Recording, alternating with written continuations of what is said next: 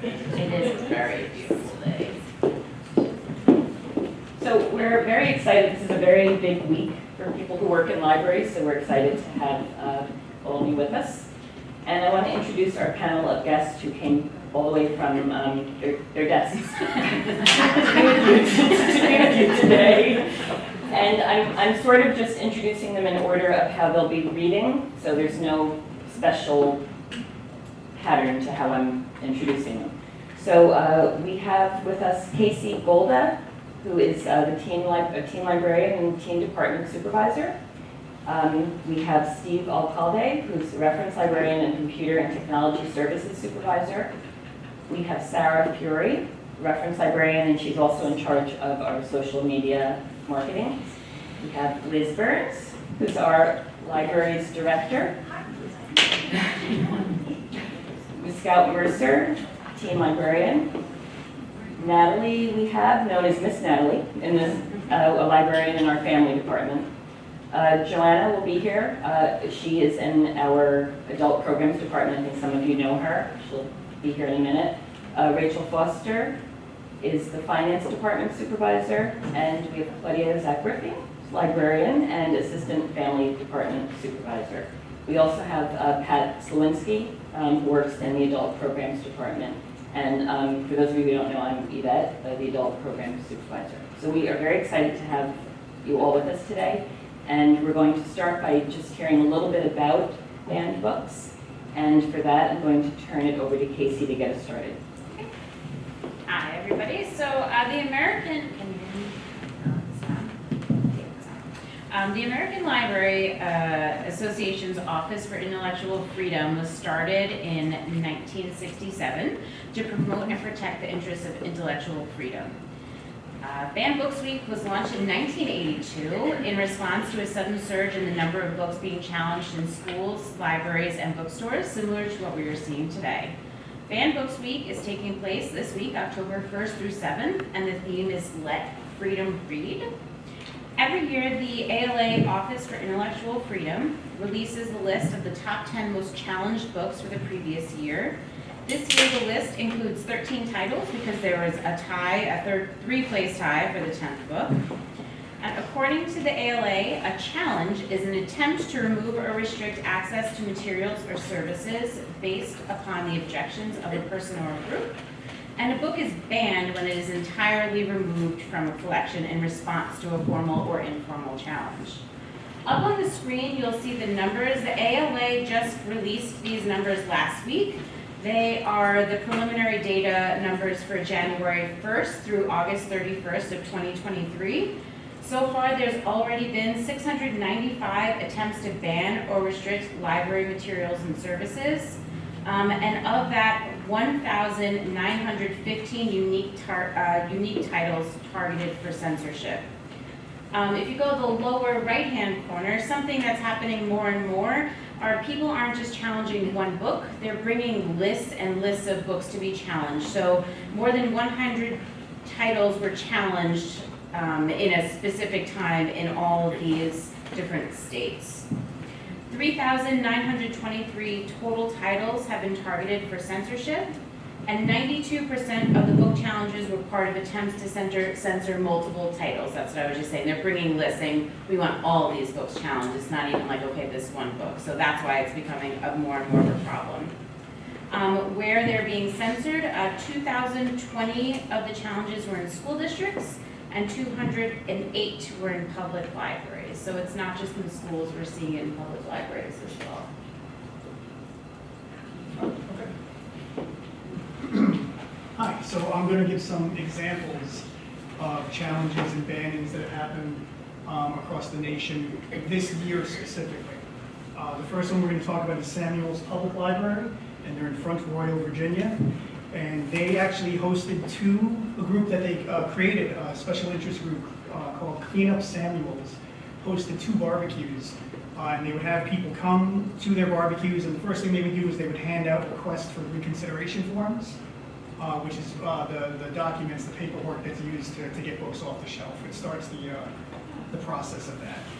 In the flyers, they had promoted that there would be beer and babysitting to try and entice people to show up.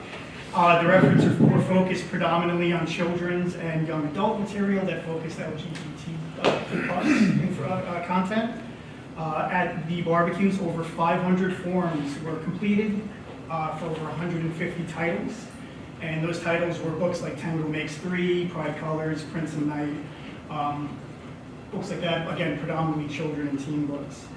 At a country board of supervisor meetings, they were the ones that were trying to prohibit these titles from being up on the shelves. These were the groups that were starting these barbecues. Group members called for the elimination of the library's funding over the availability of these titles. And again, it was the motion was to protect our children from sexually explicit material and ensure that parents have control over their children's reading choices. In June, this past June, the County Board of Supervisors voted to withhold 75% of the budget. And the library director just resigned actually this past August. Thankfully, they actually just received a lifeline of about 3 months that they'll be able to continue working for the next 3 months. They have funding, but they're being funded by the Board of Supervisors that are trying to debilitate their budget. So that's in Virginia. And then next we have Florida, and there was a gamut of these to pull from when it comes to Florida. I took some of the, I try to kind of keep honing in on a theme for the most part. Sorry, bear with me. Clay's County School District Libraries removed Ernest Cline's Ready Player One for mentioning prostitution, drugs, and using profane language.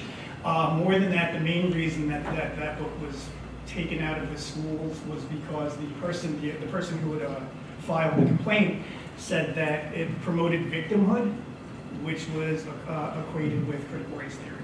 So that was the main pushing point of why they tried to get that removed.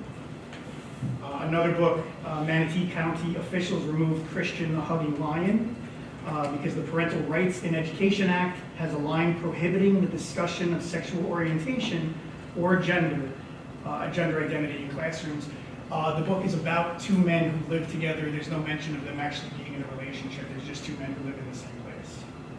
And Michelangelo, Getting to Know the World's Greatest Artists, was also banned. It was a book about the Italian Renaissance artist. It was also banned in Manatee County. And the reason for that is because the depiction of David was too obscene for children to look at.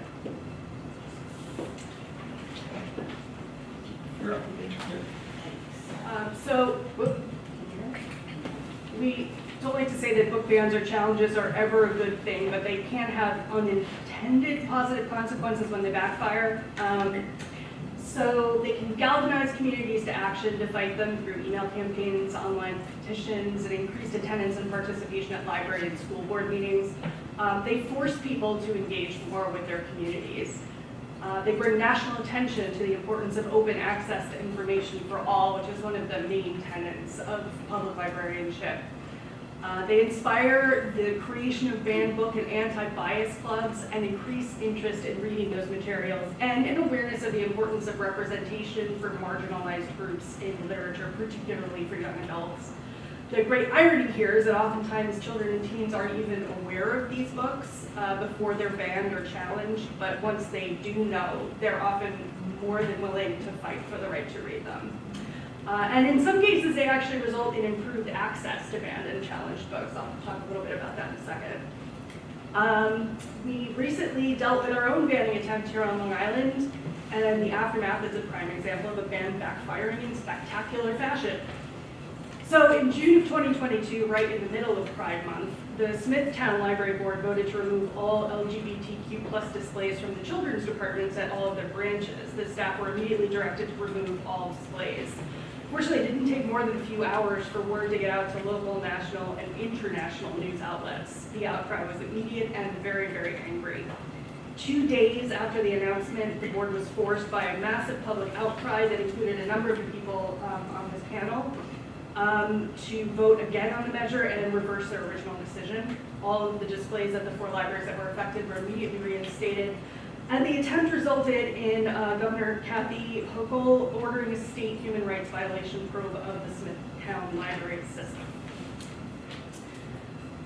So responses on the national level are also gaining traction every day as more and more people recognize the danger in book banning and legislation that attempts to limit or control public and school library collection development. Student-run banned book clubs and anti-bias clubs are springing up in many of the states most strongly affected by the bans, including the banned book club in Florida run by a 16-year-old named Iris Mogul, the student-launched and run Students Engaged in Advancing Texas that began in Katy, Texas and is now statewide, and Students Protecting Education, which is operating out of New York and South Carolina, who've responded to the bans by actively participating in school board elections. Recently in the news, PEN America and Penguin Random House are suing Escambia County in Florida for unconstitutional removal of books, asserting that they're violating both the First and 14th Amendment. The Brooklyn Public Library, Boston Public Library, LA County Public Library, and the Seattle Public Library have partnered to create something called Books Unbanned, which offers free digital cards to teens to get them access to the books that may be banned where they live and attend school. And this just in yesterday, in honor of Banned Books Week, the New York Public Library has just launched a nationwide teen banned book club called Books for All, Protect the Freedom to Read. Students 13 years and older anywhere in the country can join and download the book club selections for free.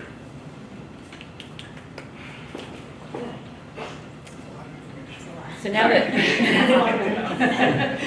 so now that we know about banned books and books that are challenged and attempts, we're going to start our reading, and we will open that up, I believe with Liz Burns. Okay. So, Hi. Sorry, I was just thinking, you know, as a library director, we don't ever want to be in that position of that, but that is something that is a possibility. And I was thinking, fortunately, you know, in my career, I've not had this happen. Now, we have everything in place here at the library, should anyone ever want to. We have a form, just a reconsideration form, if anybody wants it. We've not, since I've been here in my career, I've never had to give one out. But I did have an instance that it just reminded me, and I can't remember the name of the author of the book. It's a, Ann Coulter. yes, it was an Ann Coulter book, came out hot off the presses. And, you know, in the spirit of we have balanced collections, this wasn't this library, it was at another library. We had that book and several other books on display, new to the collection. And somebody walked into the building, and I was at the CERC desk, and they said, "Why are my tax dollars going to pay for that garbage?" And I was like, oh, here's the time, here it is. And I just don't know where this came from, but I said to them, well, you know, and we buy books for everybody in this community, and we buy, you know, all different opinions and political sides of the aisle. I said, but think of it this way. And he didn't want to hear that. I don't, that's mine. I said, well, here, think of it this way. I said, we're buying one copy, and maybe 20 people in the community are reading that one copy, and that author is getting one copy's worth of profit off that book, versus we don't have it, and those 20 people want to read it, they're going to go out and buy 20 copies, and that author is going to get 20 copies worth of the proceeds from that book. Oh, okay, and off you went. But that's, you know, that's the kind of discussion you have to bring it down to, and I don't ever want to have that discussion again. But, you know, if we did, you know, we will. So, back to why you invited me here. It wasn't for that, but, so I chose Judy Bloom's Are You There, God? It's Me, Marty. Can everyone hear me? Okay. So I had no idea that this book was on the list of books that were challenged, and honestly, I don't think it was actually ever banned anywhere. I know it was challenged a lot. And this book was written in 1970. You can do the math. I was 5, so I didn't read it when it first came out, but you know, 7 years later, this was it. And you know, when you're 12, you hear about a book and you don't know when it came out. You think it is then, and so this was all the rage in my very Catholic elementary school. So no, this was not in my school's library. No way. But we all had it. All the girls had this book, and it went around like a hotcake. I mean, it was wild. And you know, it just answered questions, it allowed us to wonder, it allowed us to question things. So my sections that I just want to read a few. So for most of you, if you know what this is about, it really covered, the reasons that it was challenged was for twofold. One is it discusses sexuality, and the other is that it questions religion, and whether you need a religion, and in it she questions each religion, which God forbid we should, no pun intended, but goodness, we shouldn't do that. So, and it was twofold, so there was equal opportunity for this book to get challenged. So here's a couple of the lines that and I did reread this about a week ago. It was really fun. It was really fun to read it. It was a long time ago that I first read it. Okay, so this is Margaret, and she says, I tiptoed back to my room and closed the door. I stepped into my closet and stood in one corner. I shoved 3 cotton balls into each side of my bra. Well, so what if it was cheating? Probably other girls did it too. I'd look a lot better, wouldn't I? So why not? I came out of the closet, got back up on my chair. This time, when I turned sideways, I looked like I'd grown. I liked it. Are you there? Are you still there, God? See how nice my bra looks now? That's all I needed. Just a little help. I'll really be good around the house, God. I'll clear the table every night for a month at least. Please, God. And then she's talking about she's at a party, and they've tried playing Spin the Bottle, and that didn't work. And so they move on to, what's it called? Something about some minutes in heaven. 7 minutes in heaven. So she says, I stood up. Did you say 12, I asked? That's me, says Margaret. Well, come on, Margaret. I stood up, knowing I'd never be able to make it across the recreation room to the bathroom where Philip Leroy was waiting to kiss me. I saw Janie, Gretchen, and Nancy smiling at me, but I couldn't smile back. I don't know how I got to the bathroom. All I know is I stepped in and Philip shut the door. It was hard to see anything. Hi, Margaret, he said. Hi, Philip, I whispered. Then I started to giggle. I can't kiss you if you don't stop laughing, he said. Why not? Because your mouth is open when you laugh. You're going to kiss me on the mouth? You know a better place? I stopped laughing. I wish I could remember what Nancy said that day she showed me how to kiss her pillow. Stand still, Margaret, Philip told me. I stood still. Put his hands on my shoulders and leaned close.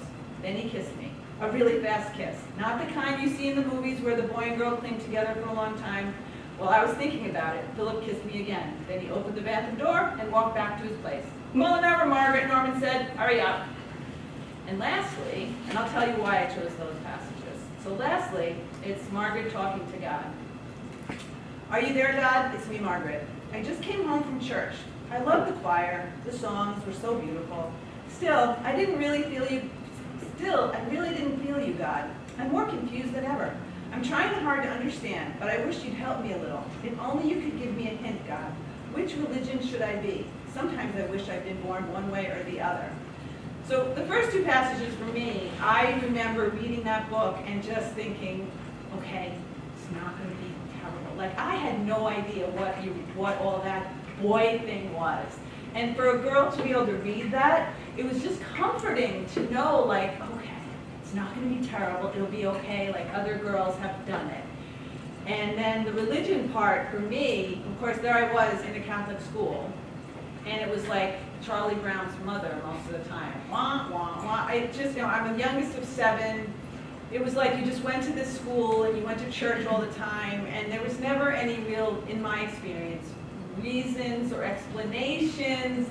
And it was kind of cool to see a young girl questioning her faith. And that was like something that I really never thought I could do, but never really thought that it was anything really important. I never really understood it. I had one sister that married, her husband is Jewish, and so there I was like, well, wait a minute, we're Catholic and she's married, and, you know, and my mom and my parents were at the time, you know, all the babies had to be either christened or in the Jewish faith, they had to be a naming ceremony. So it was very confusing for a 12-year-old, 12, and even a few years later. So I just enjoyed it on that way, and I'm glad Judy Bloom writes about these sensitive topics for children. So next we'll hear from Scout.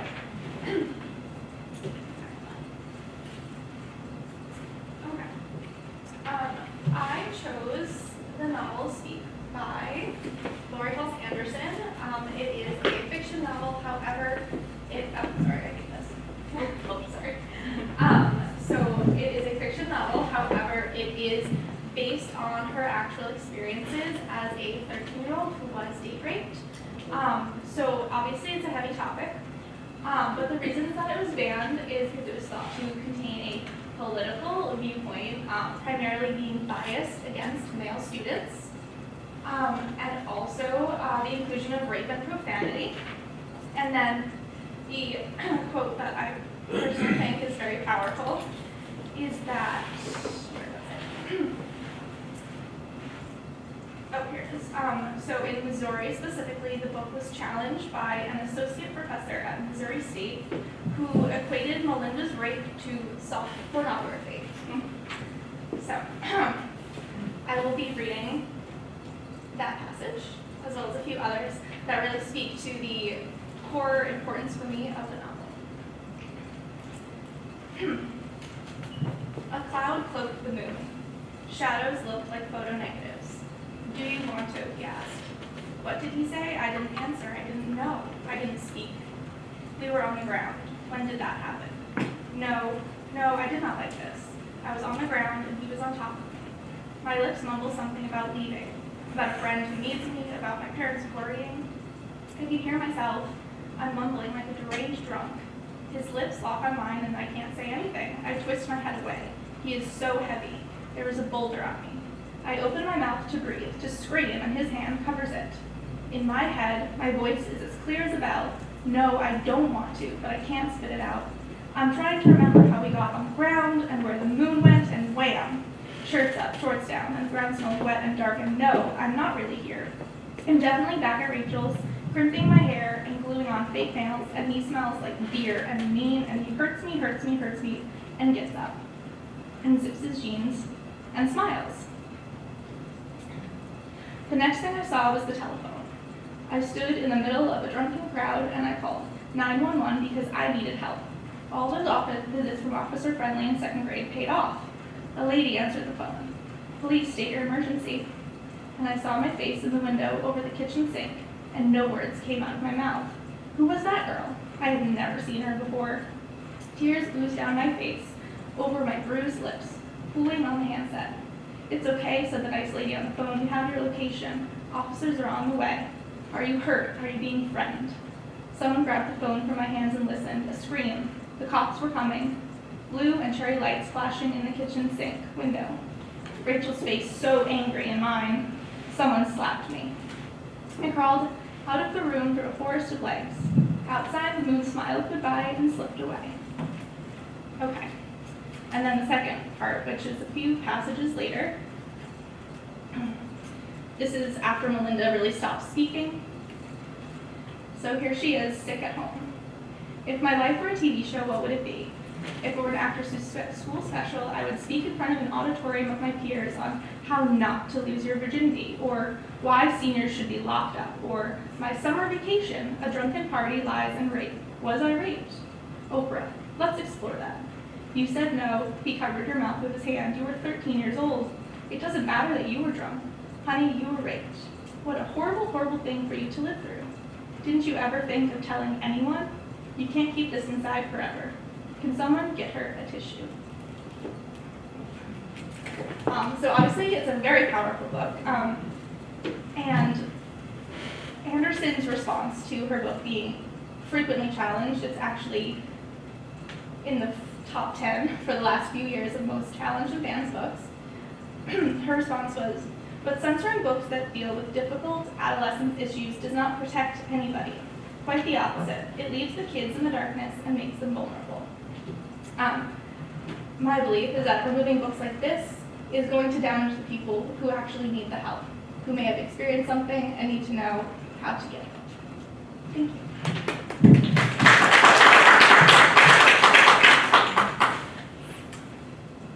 Next, we'll hear from Natalie. Hi. Slightly. We'll just move that microphone.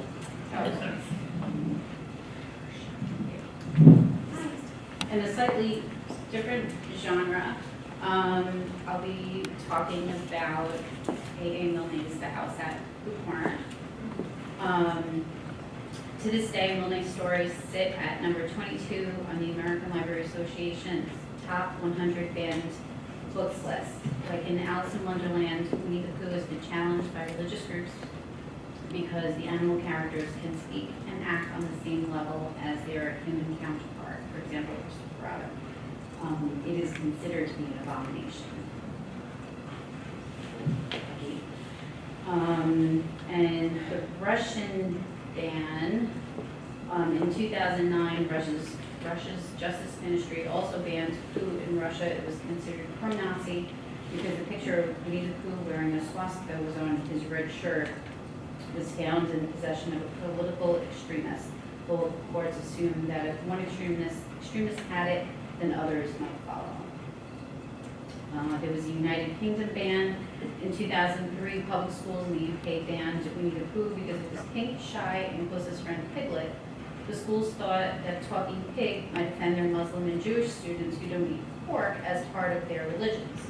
Luckily, the Muslim Council of Britain asked for an end to the well-intentioned but misguided policy. Soon, Winnie returned to classrooms and childhoods in the UK. So that was a nice turnaround. So I have two passages.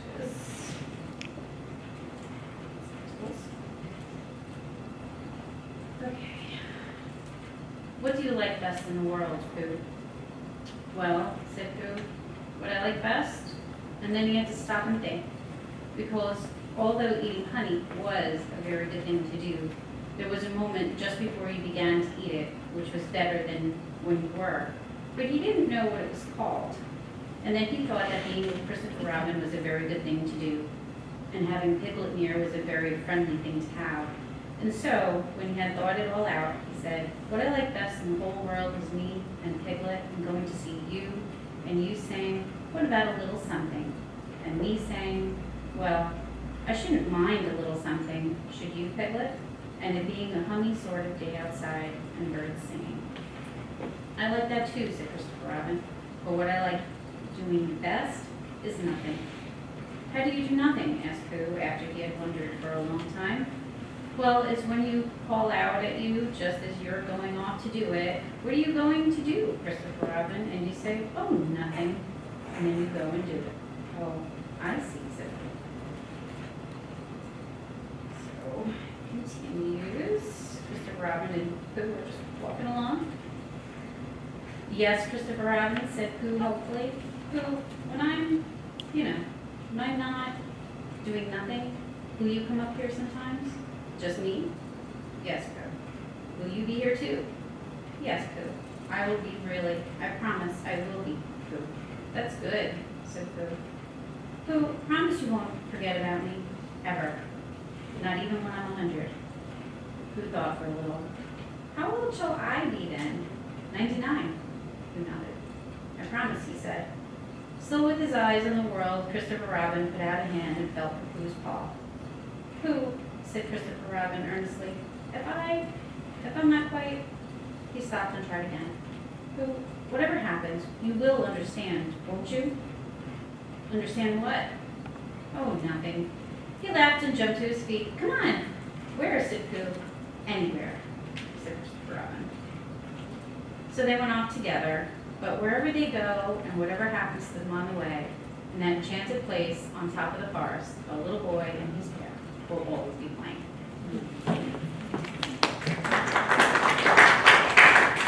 Just a side note, because I am a children's librarian, and if the abomination is considered for talking animals, half the room upstairs, more than half the room would be empty. Was that banned here? It was challenged here, but I don't think it was actually ever banned here. I've always been a little upset about it. And some other contests about it were because he wasn't wearing pants. But then you could get rid of Donald Duck and a lot of, other characters that we've grown and loved. But it's sure. Thank you. Now, whoops. Now we're going to hear from Sarah. I don't have my book, so we'll wait for the slide. I'm going to be reading from the book Gender Queer by Maya Kobab. This is currently the most banned book in the country, yay! According to ALA, it was banned a grand total of 151 times in 2022 due to its LGBTQ plus themes and claims that it's sexually explicit. I read this book because I wanted to know what all the fuss was about. I'd had no interest in it before. The memoir of a person understanding and embracing their non-binary identity just didn't interest me or seem to apply to me. But after I read it, two really remarkable things happened. The first one was that I learned something. I gained perspective and understanding of an issue I hadn't previously understood that changed how I see the world and made me a wiser person. I know that doesn't sound profound, but it's impossible to overemphasize the importance of a book, any book, that makes you a better human being. The second thing was that I gave this book to my 13-year-old, and they read it, and we got to share a conversation where they asked questions, and I asked questions, and we learned a little bit more about each other. And I was able to show them that they can talk to me about anything they want without judgment or fear. I will always be grateful to Maya Kobab for giving me that opportunity. As I pondered a pronoun change, I began to think of gender less as a scale and more as a landscape. Some people are born in the mountains, while others are born by the sea. Some people are happy to live in the place they were born, while others must make a journey to reach the climate in which they can flourish and grow.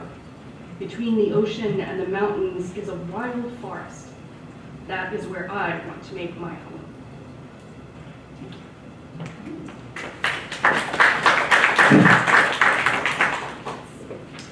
Okay, now we're going to hear from Joanna.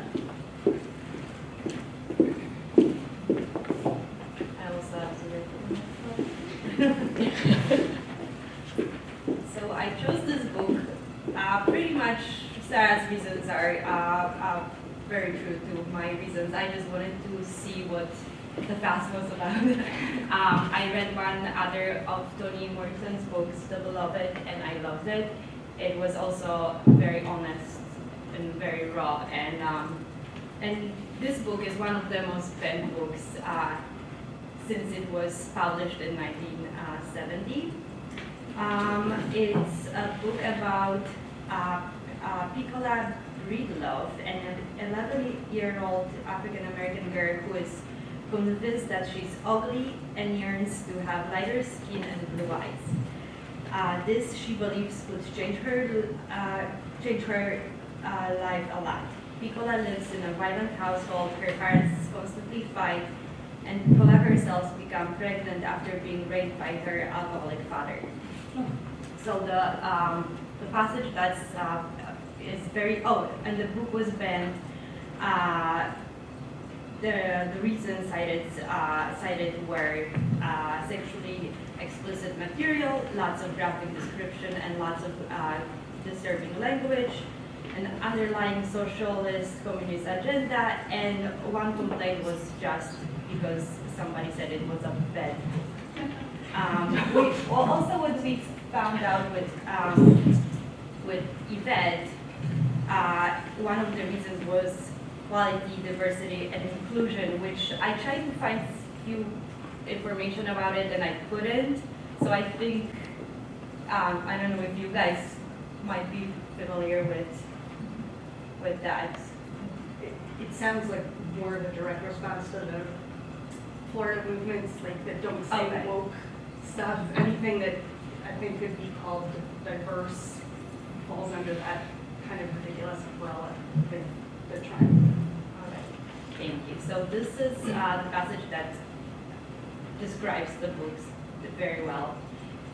Here was an ugly little girl asking for beauty, a little black girl who wanted to rise up out of the pit of her blackness and see the world with blue eyes. And I also wanted to play a little bit from the audiobook, which is read by Toni Morrison. I think she does such a beautiful job. So this is the very beginning of the book, and I hope it will work. Oh, sorry. So if you ever have a chance to listen to one of her books, you really should, because I think she reads all of her books.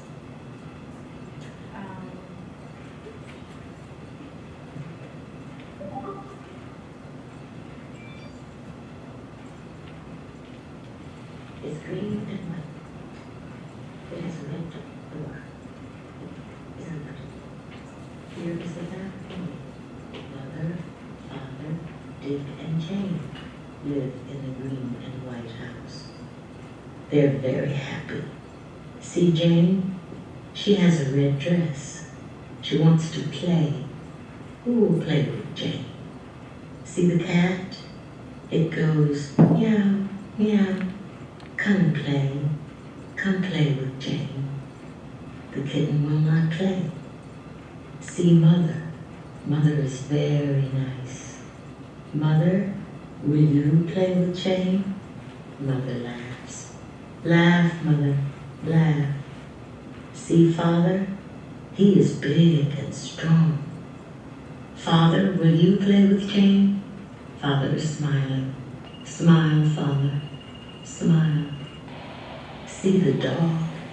Bow wow goes the dog. Do you want to play with Jane? See the dog run. Run, dog, run. Look, look, here comes a friend. The friend will play with Jane. They will play a good game. Play, Jane, play. Here is the house. It is green and white. It has a red door. It is very pretty. Here is the family. Mother, father, Dick, and Jane live in the green and white house. They are very happy. See Jane? She has a red dress. She wants to play. Who will play with Jane? See the cat? It goes meow, meow. Come and play. Come play with Jane. The kitten will not play. See Mother? Mother is very nice. Will you play with Jane? Mother laughs. Laugh, Mother, laugh. See Father? He is big and strong. Father, will you play with Jane? Father is smiling. Smile, Father, smile. See the dog? Bow wow goes the dog. Do you want to play? Do you want to play with Jane? See the dog? Run, run, dog, run. Look, look, here comes a friend. The friend will play with Jane. They will play a good game. Play, Jane, play. Here is the house, green and white. It has a red door. It is very pretty. Here is the family.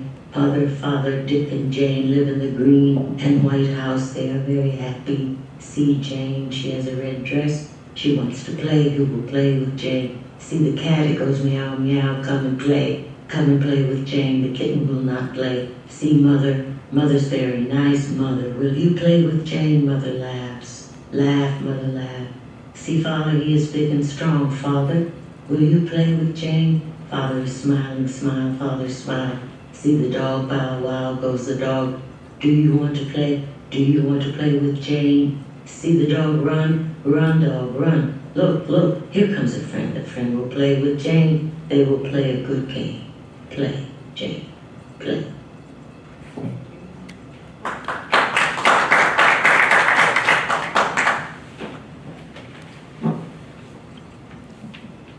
Okay.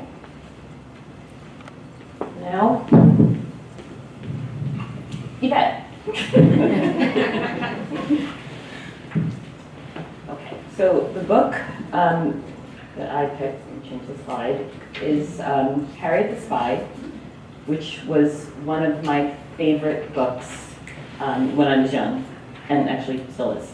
I first read the book when I was in 6th grade, and I was introduced to it by my 6th grade English teacher. I went to Southampton, and I don't know if you were from Southampton, but you may have known her, Mrs. Haig. What's her name? Elizabeth Haig? Oh yeah, you would know her. So loved her, and she really instilled the love of reading. And one of the things that she did that was so neat when we read it, we all read it together, but we all got a composition book, just like Harriet, and we journaled during the time that we read the book. And I still actually journal today, not every day, and like Harriet, I hope no one ever finds my journal. So Harriet, by The Spy by Louise Fitzhugh, is about an 11-year-old girl, for those of you who don't know, who aspires to be a spy and a writer. And so she takes her composition book with her everywhere she goes, and she writes about her neighbors, her classmates, everything she sees. And she does do some spying. But then her classmates find her book, and when they see what she's written, they seek revenge. So that's sort of what the book is about. The book was first challenged in Xenia, Ohio in 1983 at a school board meeting because it encouraged bad behavior. It's claimed that it encouraged children to disrespect their parents because of talking back. It's claimed that it encourages lying and spying. So I have two parts that I'd like to read from the book. The first is from the first chapter, and it kind of gives you an idea of Harriet's personality. So I'm going to read that. Page. Okay. So Harriet has a best friend named Sport. It's a boy, and his name is Sport.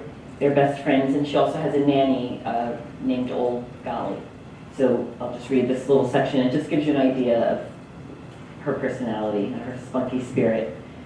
"Where are we going?" Sport shouted after Harriet's flying feet. "I don't know," Harriet panted as they entered her room, "but Old Golly always has good places." Sport grabbed his coat and was out the door, and halfway down the steps when Harriet said, "Wait, wait, wait, I can't find my notebook." "Oh, what do you need that for?" Sport yelled from the steps. "I never go anywhere without it," came the muffled answer. "Oh, come on, Harriet." There were great cracking noises coming from the bedroom. "Harriet, did you fall down?" A muffled but very relieved voice came out. "I found it. It must have slipped behind the bed." And Harriet emerged, clutching a green composition book. "You must have 100 of them now," Sport said as they went down the steps. "No, I have 14. This is number 15. How could I have 100? I've only been working since I was 8, and I'm only 11 now. I wouldn't even have this many, except at first I wrote so big my regular route took almost the whole book." "You see the same people every day?" "Yes. This year I have the Day Santee family, Little Joe Curry, the Robinsons, Harrison Withers, and a new one, Mrs. Plummer. Mrs. Plummer is the hardest because I have to get in the dumbwaiter." "Can I go with you sometime?" "No, silly. Spies don't go with friends. Anyway, we'd get caught if there were 2 of us. Why don't you get your own route?" "Sometimes I watch out my window, a window across the way." "What happens there?" "Nothing. Man comes home and pulls the shade down." "That's not very exciting." "It sure isn't." They met Old Golly waiting for them, tapping her foot outside the front door. They walked to 86th Street, took the crosstown bus, and soon were whizzing along in the subway, sitting in a line. Old Golly, then Harriet, then Sport. Old Golly stared straight ahead. Harriet was scribbling furiously in her notebook. "What are you writing?" Sport asked. "I'm taking notes on all those people who are sitting over there." "Why?" "Oh, Sport," Harriet was exasperated. "Because I've seen them and I want to remember them." She turned back to her book and continued her notes. Man with rolled white socks, fat legs, woman with one cross eye and a long nose, horrible looking little boy, and a fat blonde mother who keeps wiping his nose off. Funny lady, looks like a teacher and is reading. I don't think I'd like to live where any of these people live or do the things they do. I bet that little boy is sad and cries a lot. I bet that lady with the cross eye looks in the mirror and just feels terrible. Okay, so that gives you an idea of Harriet. And I wanted to read one other portion of the book that's in chapter 12, and this is after Harriet has been discovered. And her classmates are very upset with her and sort of giving her the silent treatment. So this is just a little section. But what she says, I think, kind of really has a lot to do with the topic that we're talking about today. She looked around the room. Apprehensive glances came her way now and then. Otherwise, nothing was happening.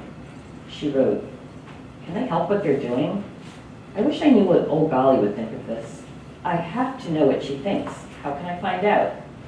I think she would say that they could because they're trying to control me and make me give up this notebook. And she always said that people who try to control people and change people's habits are the ones that make all the trouble. If you don't like somebody, walk away," she said, "but don't try and make them like you." That's it.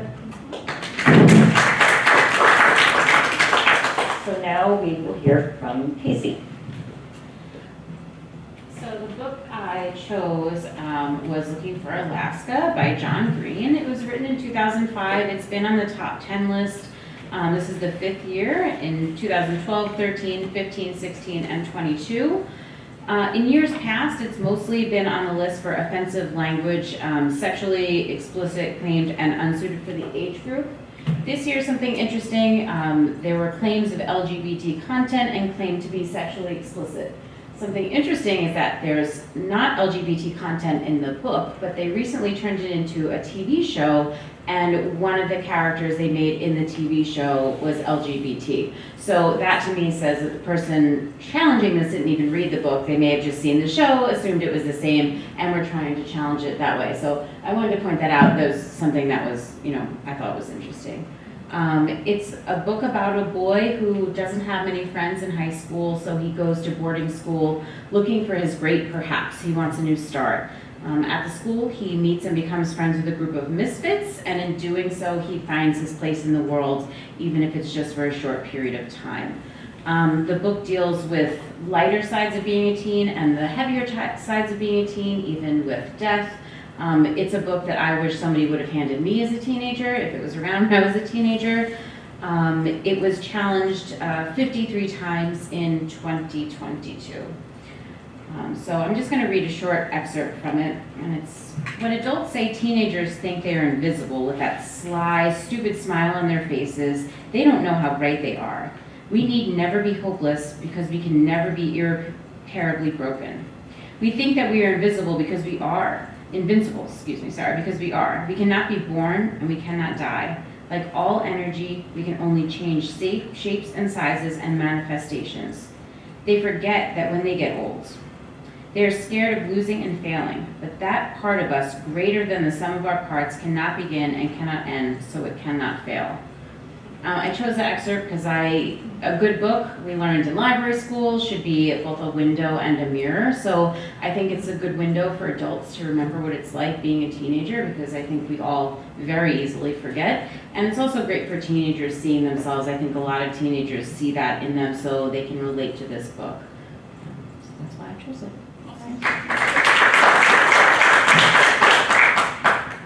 Now we'll hear from Rachel. I chose Lord of the Flies as my book because this was a book I read in high school, junior high-ish area, and I loved the cover. I am a judge of a book by the cover, so I loved the cover and I couldn't wait to read it. I had no idea what it was about, but I read it very quickly because I love the whole premise. Has everyone here read Lord of the Flies? And you know the story of the boys? This book has come to mind for me several times over the past few years with the pandemic, and I think people have gotten a little off their rockers and not worried about what other people are thinking or if anybody's watching. And one of the things that really stuck out for me with the boys is who was watching. They could behave however they liked, and I think that has resonated with me the past few years. So that's why I chose this. And again, look at that cover. Right? Like, I couldn't get past it. So I'm going to read a little bit of the copy that I have. Has several different reasons why it was challenged. I am not a librarian, so I didn't do my research on how many times it was challenged and where it's banned, if it's banned any place. So I apologize for that. But I know how many pages are in the book because I'm a numbers person, but I'm not a librarian, so I apologize for that. In 1954, as every schoolboy now knows, Lord of the Flies was published. A modern classic was born. This first book was not immediately praised and given such status, for it appeared in an angry decade, committed to political and social change, to nothing less than overflow of the establishment, inspired by revival of many hopes for the future that had been set aside during the traumatic war years. So that was why I think was when it came into existence, what we were going through as a nation, that it really opened people's eyes, I think, or made them worry about what it would create or what it could create. So I'm just reading chapter 4. I didn't pick a special excerpt from it, but chapter 4 is painted faces and long hair. The first rhythm that they became used to was the slow swing from dawn to quick dusk.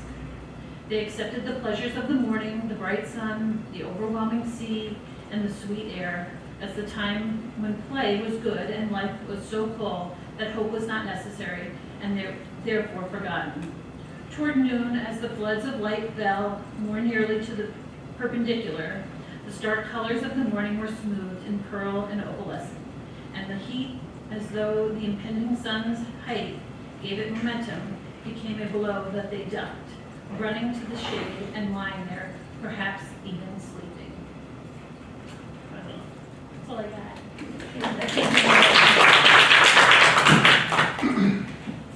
Now we will hear from Claudia. Hi, I'm Claudia, and my book of choice is And Tango Makes Three.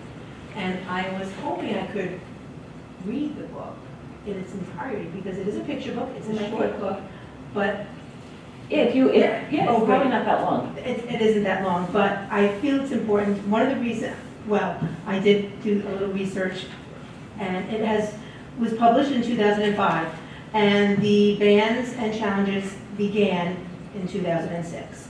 So in 2006, it was banned for parents complaining about homosexual undertones. I'm not sure if everybody's familiar with the book. The book is about two male penguins who hatch an egg together. And it's a true story written by Justin Richardson and Peter Parnell. And it is a true story from the Central Park Zoo. So in 2006, homosexual undertones. In 2007, homosexual undertones. In 2008, homosexuality storyline that has been sugar-coated with cute penguins. And what is it? And I gave her a list. In like 2009, homosexual undertones. I don't want to read all that for you guys. And that students in 2010, students might be restricted to view or check out materials in their own age class or younger. It was in Missouri. They felt it wasn't age appropriate. In 2011, challenge homosexuality, religious viewpoint, and being unsuited to the age group. In 2012, it was inappropriate for the elementary school students. And now currently, we don't have to read all, in Florida, they had created a law, the House Bill of 1557, known as the Don't Say Gay Bill. And the authors are currently suing with a group of students, the state, to have it reinstated into the classrooms. I find it's important because, as some of our Scout was saying, kids see themselves in their stories, and people see themselves in the books that they read. And if they have a window and a mirror. And I think that's important, and it shouldn't be taken away from anybody, because there are many people that were raised by two dads, and there are many people that were raised by two moms. And why can't they see themselves in cute penguins? So, and Tango makes three. In the middle of New York City, there is a great big park called Central Park. Children love to play there. It has a toy boat pond where they can sail their boats. It has a carousel to ride on in the summer and an ice rink to skate on in the winter. Best of all, it has its very own zoo. Every day, families of all kinds go to visit the animals that live there. But children and their parents aren't the only families at the zoo. The animals make families of their own. There are red panda bear families with mothers and fathers and furry red panda bear cubs. There are monkey dads and monkey moms raising noisy monkey babies. There are toad families and toucan families and cotton-top tamarin families too. And in the penguin house, there are penguin families.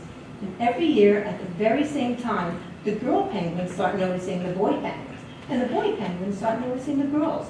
When the right girl and the right boy find each other, they become a couple. Two penguins in the penguin house were a little bit different. One was named Roy, and the other was named Silo. Roy and Silo were both boys, but they did everything together. They bowed to each other and walked together. They sang to each other. They swam together. Wherever Roy went, Silo would follow. They didn't spend much time with the girl penguins, and the girl penguins didn't spend much time with them. Instead, Roy and Silo wound their necks around each other. Their keeper, Mr. Gramsci, noticed the two penguins and thought to himself, they must be in love. Roy and Silo watched how the other penguins made a home, so they built a nest of stones for themselves. Every night, Roy and Silo slept there together, just like the other penguin couples. And every morning, Roy and Silo woke up together, but one day, Roy and Silo saw that the other couples could do something they could not. The mama penguin would lay an egg. She and the papa penguin would take turns keeping the egg warm until finally it would hatch. And then there would be a baby penguin. Roy and Silo had no egg to sit on and keep it warm. They had no baby chick to feed and cuddle and love. Their nest was nice, but it was a little empty. One day, Roy found something that looked like what other penguins were hatching, and he brought it to their nest. It was only a rock, but Silo carefully sat on it, and sat, and sat, and sat. When Silo got sleepy, he slept, and when Silo was done sleeping and sitting, he swam, and Roy sat. Day after day, Silo and Roy sat on the rock, but nothing happened. Then Mr. Gramsci got an idea. He found an egg that needed to be cared for, so he brought it to Roy and Silo's nest. Roy and Silo knew just what to do. They moved the egg to the center of the nest, and every day they turned it so each side stayed warm. Some days Roy sat while Silo went for food. Other days it was Silo's turn to take care of their egg. They sat in the morning and they sat at night. They sat through lunchtime and swim time and supper. They sat at the beginning of the month and they sat at the end of the month. And they sat on all the days in between. Until one day they heard a sound coming from inside their egg. Peep, peep, peep, peep, peep, it said. And Roy and Silo called back, squawk, squawk, squawk, squawk. Peep, peep, entered the egg, and suddenly a tiny hole appeared in the eggshell. And it said, crack, crack, crack, crack, crack, crack, crack. And She's a children's then- librarian. And then, oh, crack! Out came their very own baby. She had fuzzy white feathers and a funny black beak. Now Roy and Silo were fathers. We'll call her Tango, Mr. Gramsci decided, because it takes two to make a tango. Roy and Silo taught Tango how to sing for them when she was hungry, and they fed her food through their beaks. They snuggled her in their nest at night. Tango was the very first penguin in the zoo to have two daddies. Soon, Tango grew strong enough to leave the nest. Roy and Silo took her for a swim just like all the other penguin families. And all the children who came to the zoo could see Tango and her two fathers playing in the penguin house with the other penguins. Hooray, Roy! Hooray, Silo! And welcome, Tango! They cheered. At night, the three penguins returned to their nest. There, they snuggled together like all the other penguins in the penguin house, and all the other animals in the zoo, and all the families in the big city around them. And they went to sleep. The end. And on the author's note, they were just saying that in 1998, they have been a couple, and the zookeeper found that one of the other penguins in the penguin house had delivered 2 eggs, and they could only take care of one, so they took that second egg, and they gave it to Roy and Silo. And the rest is history. I just want to quote LeVar Burton. Every book is not for everybody, but there is somebody for every book. And I'm going to check this out. Chance. Thank you.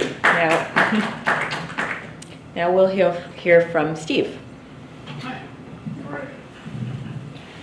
I picked Kill a Mockingbird.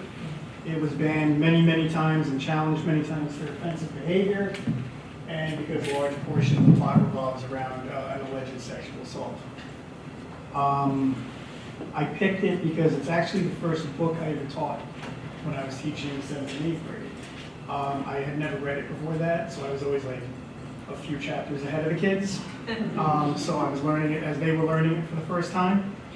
And I knew the controversy around it. I was teaching it in a very diverse district, so the controversy was even kind of more evident at that time.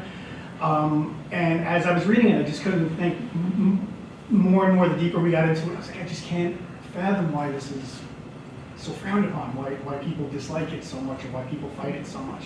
And especially based on some of the excerpts, one of which I'm going to read, which is one of my favorites. And it's when Atticus is outside and he's protecting Tom from the lynch mob. Everyone's read this, right? Spoiler alert. He's protecting Tom from being lynched. And in the bushes is Scout and her brother Jen and Dill, who's actually Truman Capote, if anyone didn't know that. But so they're kind of watching Atticus prevent this lynch mob, or try to prevent this lynch mob from getting to Tom. But it takes Scout coming out and kind of individualizing people within the crowd and kind of stripping them of their mob mentality. She kind of takes it away, and that's what really truly saves them. So I'm going to read that excerpt. I know we're kind of running short on time, so I'll try to read it a little quickly. I am not Gregory Peck by any means, so forgive my Atticus, please. I'm just going to kind of read this. Okay. In ones and twos, men got out of the cars. Shadows became substance as light revealed solid shapes moving toward the jail door. Atticus remained where he was. The men hid from view. "He in there, Mr. Finch?" a man said. "He is," we heard Atticus answer, "and he's asleep. Don't wake him." In obedience to my father, there followed what I later realized was a sickeningly comic aspect of an unfunny situation. The men spoke in mere whispers. "You know what we want," another man said. "Get aside from the door, Mr. Finch. You can turn around and go home again, Walter," Atticus said pleasantly. "Heck Tate's around here somewhere." "The hell he is," another man said. "Heck's bunch is so deep in the woods they won't get out till morning." "Indeed? Why so?" "Called him off on a snipe hunt," was the succinct answer. "Didn't you think of that, Mr. Finch?" "Thought about it. Didn't believe it." "Well then," my father's voice was still the same. "That changes things, doesn't it?" "It do," another deep voice said. Its owner was a shadow. "Do you really think so?" I broke away from Jem and ran as fast as I could to Atticus. Jem shrieked and tried to catch me, but I had a lead on him and Dill. I pushed my way through the dark, smelly bodies and burst into the circle of light. "Hey, Atticus!" I thought he would have a fine surprise, but his face killed my joy. A flash of pain, a flash of plain fear was going out of his eyes, but returned when Dill and Jem wriggled into the light too. There was a smell of stale whiskey and pigpen about, and when I glanced around, I discovered that these men were strangers. Bear with me. Hot embarrassment shot through me. I had leapt triumphantly into a ring of people I had never seen before. "Go home, Jem," said Atticus. "Take Scout and Dill home." Jem shook his head. "Son, I said go home." Jem shook his head again. "I'll send him home," a burly man said and grabbed Jem roughly by the collar. He yanked Jem nearly off his feet. "Don't you touch him," I kicked the man swiftly, barefooted. I was surprised to see him fall back in real pain. I intended to kick his shin, but aimed a little too high. "That'll do, Scout," Atticus said, put his hand on my shoulder. "Don't kick folks, no," he said as I was pleading justification. "Ain't nobody gonna do Jem that way," I said. "All right, Mr. Finch, get him out of here," someone growled. "You got 15 seconds to get them out of here." In the midst of this strange assembly, Atticus stood trying to make Jem mind him. "I ain't going," was his steady answer to Atticus's threats, requests. And finally, "Please, Jem, take them home." I was getting a bit tired of that, but Jem felt his own reasons for doing as he did, in view of his prospects once Atticus did get him home. I looked around the crowd. It was a summer's night, but the men were dressed, most of them, in overalls and denim shirts buttoned up to their collars. I thought they must be cold-natured, as their sleeves were unrolled and buttoned at the cuffs. Some wore hats pulled firmly down over their ears. They were sullen-looking, sleepy-eyed men who seemed unused to late hours. I saw it once more for a familiar face, and at the center of the semicircle I found one. "Hey, Mr. Cunningham." The man did not hear me, it seemed. "Hey, Mr. Cunningham, how's your entailment getting along?" Mr. Walter Cunningham's legal affairs were well known to me. Atticus had once described them at length. The big man blinked and hooked his thumbs in his overall straps. He seemed uncomfortable. He cleared his throat and looked away. My friendly overture had fallen flat. Mr. Cunningham wore no hat, and at the top of his forehead was white. And the top of his forehead was white in contrast to his sun-scorched face, which led me to believe that he wore most days. He shifted his feet, clad in heavy work shoes. "Don't you remember me, Mr. Cunningham? I'm Jean Louise Finch. You brought us some hickory nuts one time, remember?" I began to sense the futility one feels when unacknowledged by a chance acquaintance. "I go to school with Walter," I began again. "He's your boy, ain't he? Ain't he, sir?" Mr. Cunningham was moved to a faint nod. "He did know me after all." "He's in my grade," I said. "And he does right well. He's a good boy," I added. "A real nice boy. We brought him home for dinner one time. Maybe he told you about me? I beat him up one time, but he was real nice about it." "Tell him hey for me, won't you?" Atticus said it was the polite thing to do bear with me. Atticus had said it was the polite thing to do to talk to people about things they were interested in, not things that you were interested in. Mr. Cunningham displayed no interest in his son. So I tackled his entailment once more in a last-ditch effort to make him feel at home. "Entailments are bad," I was advising him, when I slowly awoke to the fact that I was addressing the entire aggregation. The men were all looking at me, some of their mouths half open. Atticus had stopped poking at Jem. They were standing together beside Dale. Their attention amounted to fascination. Atticus's mouth even was half open, an attitude he had once described as uncouth. Our eyes met, and he shut it. "Well, Atticus, I was just saying to Mr. Cunningham, the entailments are bad and all, but you know not to worry. It takes a long time sometimes. That all you'll do is ride it out together." I was slowly drying up, wondering what idiocy I had committed. Entailments seemed all right enough for living room talk. I began to feel sweat gathering at the edge of my hair. I could stand anything but a bunch of people looking at me. They were all still. "What's the matter?" I asked. Atticus said nothing. I looked around and up at Mr. Cunningham, whose face was equally impassive. Then he did a peculiar thing. He squatted down, took me by both my shoulders. "I'll tell him you said hey, little lady," he said. Then he straightened up and waved a big paw. "Let's clear out," he called. "Let's get going, boys." As they had come in ones and twos, the men shuffled back to their ramshackle cars. Doors slammed, engines coughed, and they were gone.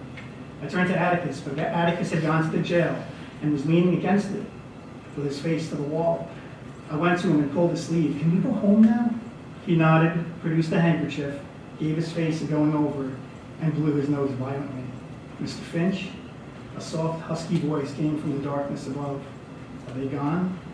Atticus stepped back and looked up. "They've gone," he said. "Get some sleep, Tom. They won't bother you anymore." And again, I just can't understand why something that has a message like that could be attacked the way it is. So that's all I got. And now we'll hear from Pat. The book I chose is Where the Wild Things Are by Maurice Sendak, and the book is celebrating its 60th anniversary this year. And in 1964, it was also the winner of the Caldecott Medal, which was for distinguished picture books. And I chose this book for a lot of personal reasons. One, I had the book as a child and absolutely loved it, and was not frightened by it. And as a teacher, I taught preschool and kindergarten, and I loved this book. The children in my classes loved this book, and I found it empowering for children. It's a book about a little boy who is sent to bed for misbehaving without his supper, and he imagines going to an imaginary place where he is in charge of the world and king of all the wild things. And a few moments later, he returns home and finds his supper waiting for him. And to me, that was very empowering and not really frightening, but not everybody agrees with me. Many challenges arose in the American South about the book because it was found to be too frightening for a child to be sent to bed without his supper by his mother. It was also challenged for supernatural themes and witchcraft. And ironically, child psychologist Bruno Bettelheim criticized the book for being psychologically damaging to children in the March 1969 edition of the Ladies' Home Journal. However, he never actually read the book. He was responding in a column to parents, mostly mothers, writing in complaining about the book and the content. And Maurice Sendak never actually forgave him for that. But let me read an actually, I'll read the whole book because it's also a picture book. And the illustrations are just as fascinating as the words. So here we have Max in his wild costume. The night Max wore his wolf suit and made mischief of one kind and another, his mother called him Wild Thing, and Max yelled, "I'll eat you up." So he was sent to bed without eating anything. And you can see his face there. He's definitely not happy.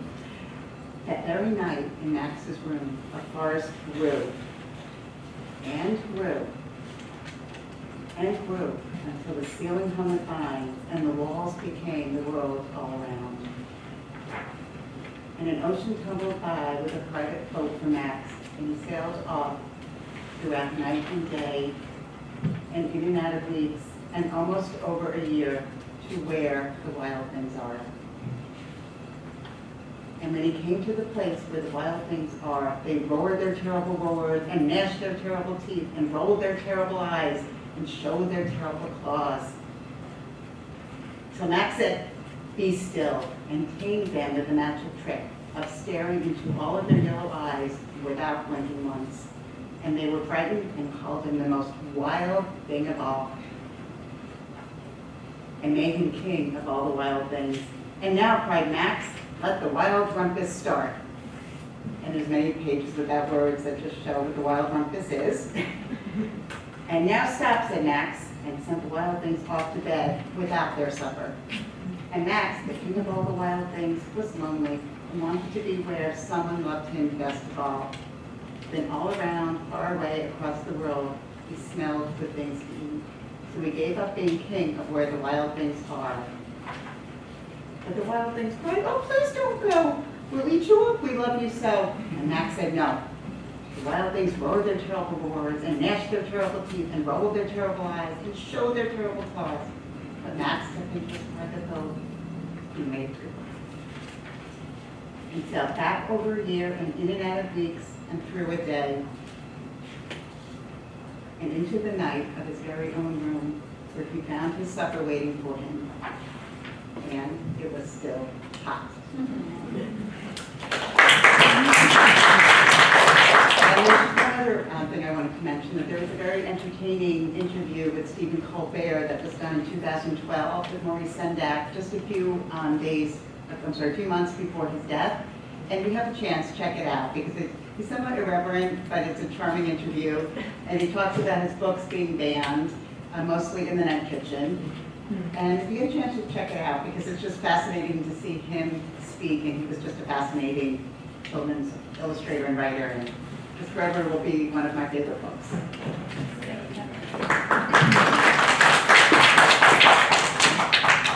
And now we're just going to hear from Casey one more time with just some things that we might be able to do to help this situation.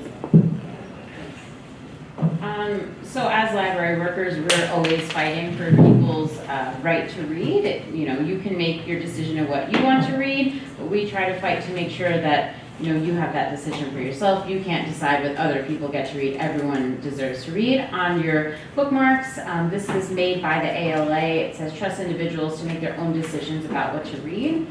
So how you can support library workers in helping you. Follow news and social media in your community and state to keep aware of what's going on as far as censorship attempts. Show up for librarians and educators at school or library board meetings and speak. Oh, that's it's too funny. It's just a test. You automatic. Everybody's getting it, every single everybody in the country. Okay. You can edit that out. Show up for librarians at library board meetings and school, okay. This is how important this topic is. Yeah. We're trying to silence us. Anybody's nodding off, they're You're way out. I'm sorry, it's on Friday. Wow. This was started during the pandemic, and now they're testing it once a year. We're gonna start testing it this year.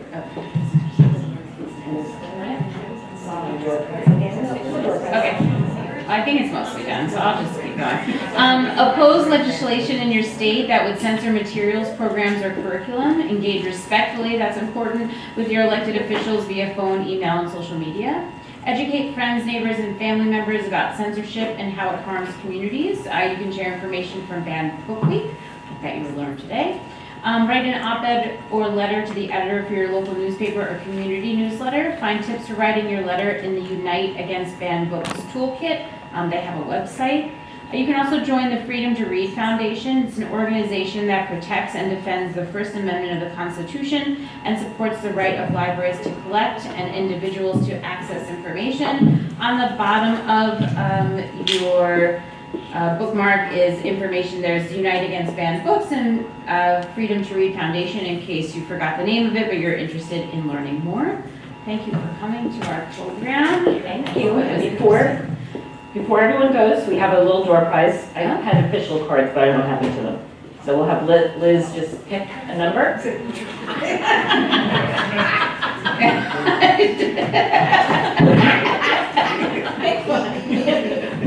Okay. Oh, And just whoever has the number will get the first prize. where are the numbers? They have them. I was giving them out during the noise. Which one?